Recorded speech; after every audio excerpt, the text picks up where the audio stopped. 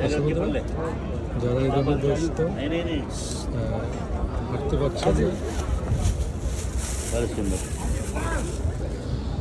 হাঁটতে পারছেন না, তারা 303 গেটের পাশে জেনারেল সার্ভিস সেন্টার নামের এই কাউন্টারটি আছে।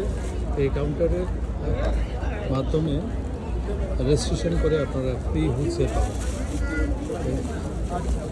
এই হুইলচেয়ার নেওয়ার জন্য যে সার্ভিসটি দরকার সেটা হচ্ছে 303 গেট নাম্বার এবং জেনারেল সার্ভিস সেন্টার থেকে এভাবে লাইন ধরে রেজিস্ট্রেশন করে আপনারা ফ্রি হুইলচেয়ার পাবেন।